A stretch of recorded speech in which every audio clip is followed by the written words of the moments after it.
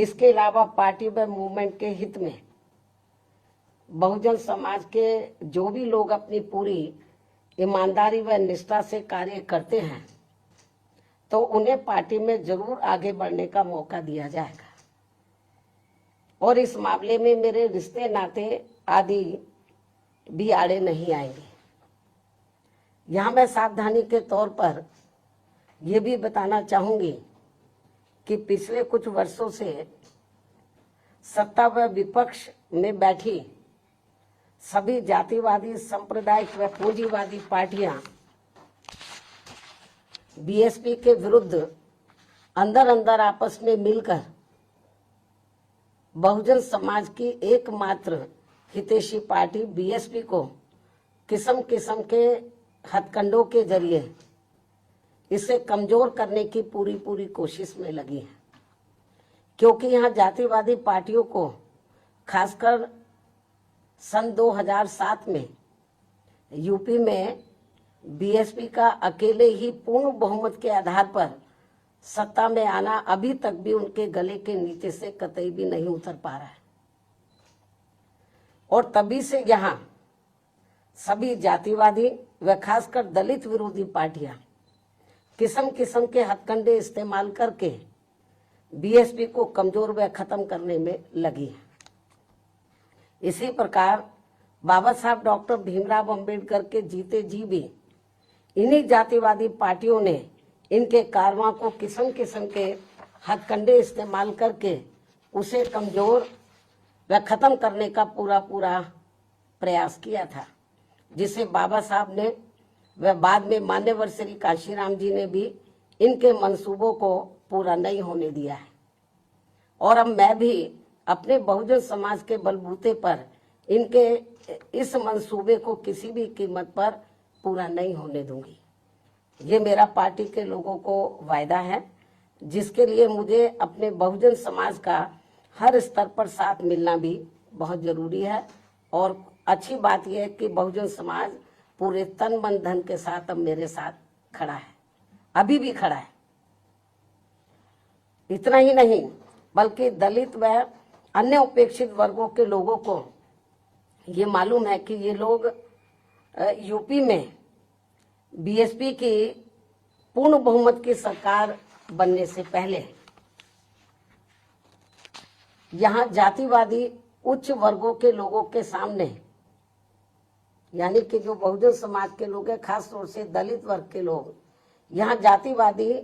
उच्च वर्गों के लोगों के सामने ना तो चारपाई पर बैठ सकते थे और ना ही उनके बराबर की कुर्सी पर भी बैठने की हिम्मत जुटा सकते थे। लेकिन सन 2007 में बीएसपी की अकेले पूर्ण बहुमत की सरकार बनने के बाद से ये सब अब काफी कुछ बदल गया है। अब ये लोग उनके बराबर में चारपाई व कुर्सी आदि पर भी पूरे सम्मान के साथ बैठ सकते हैं। ये जो बहुजन समाज के लोग हैं, यही है वास्तव में यहाँ सही सामाजिक परिवर्तन। यही है वास्तव में यहाँ सही सामाजिक परिवर्तन, जिसे मेरे नेतृत्व में बनी बीएसपी की सरकार ने लाया है। लोग सामाजिक परिवर्तन की बहुत बात करते हैं, लेकिन उसको धरातल पे कभी उतारते नहीं हैं। लेकिन मेरे नेतृत्व में सन 2007 में जब अकेले पूर्ण बहुमत की सरकार बनी तो इसे मैंने धरातल पे उतारा है, जिससे यहाँ यूपी में हमारे संतों, गुरुओं व महापुरुषों का काफी हद तक सपना साकार हुआ है, जिसकी वास्तव में पूरी देन मान्यवर श्री कांशीराम जी की है। और ये सब यहाँ समाज में परिवर्तन लाने के मामले में इतिहास के पन्नों में जरूर लिखा जाएगा। इसके साथ ही बीएसपी की सरकार ने ही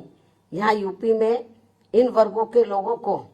यानी कि बहुजन समाज के लोगों को काफी हद तक अपने पैरों पर खड़ा किया है। अपने संतों, गुरुओं व महापुरुषों को भी विभिन्न स्तर पर पूरा आदर सम्मान दिया गया है,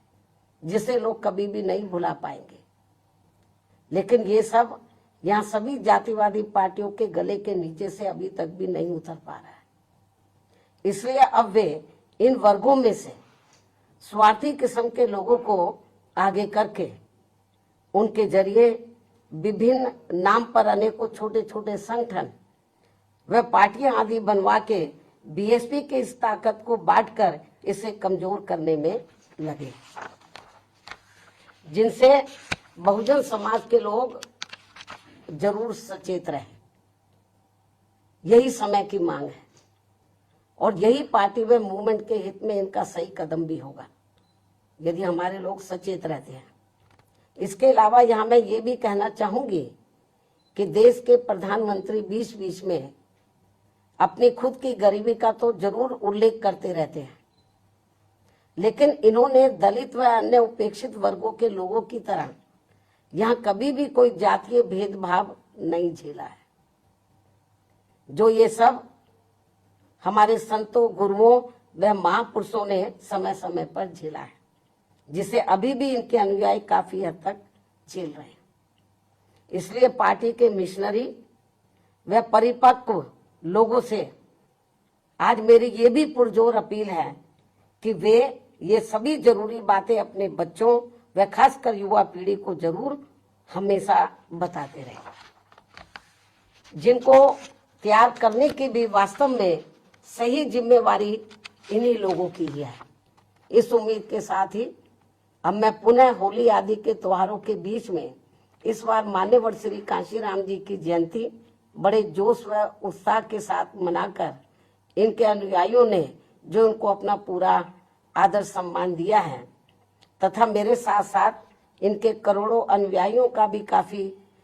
हौसला बढ़ाया है, उन सभी का हार्दिक दिल से आभार प्रकट करते हुए अब मैं अंत में यही कहना चाहूंगी कि इस समय संसद सत्र चल रहा है, यह आप लोगों को मालूम है, जिसमें देश व आम जनहित के मुद्दों पर कम बल्कि अपने अपने स्वार्थ में राजनीति करने पर ज्यादा जोर दिया जा रहा है, जो ये अति चिंता की बात है। साथ ही पिछले कुछ समय से वक्फ बोर्ड पर भी सत्ता व विपक्ष द्वारा जो राजनीति की जा रही है, तो ये भी अति चिंता की बात है और यदि ये मामला समय रहते आम सहमति से सुलझा लिया जाता तो ये ज्यादा बेहतर होता। केंद्र सरकार इस मामले में जरूर पुनर्विचार करे, सोच विचार करे, ये भी हमारी पार्टी की केंद्र सरकार से पुरजोर अपील है। इस उम्मीद के साथ ही अब मैं अपनी बात यहीं समाप्त करती हूँ। धन्यवाद। जय भीम व जय भारत। अगर आपने अभी तक हमारा चैनल सब्सक्राइब नहीं किया है तो सब्सक्राइब करें और घंटी का बटन बिल्कुल भी दबाना ना भूलें ताकि सभी लेटेस्ट खबरें पहुंच सकें आप पे सबसे पहले।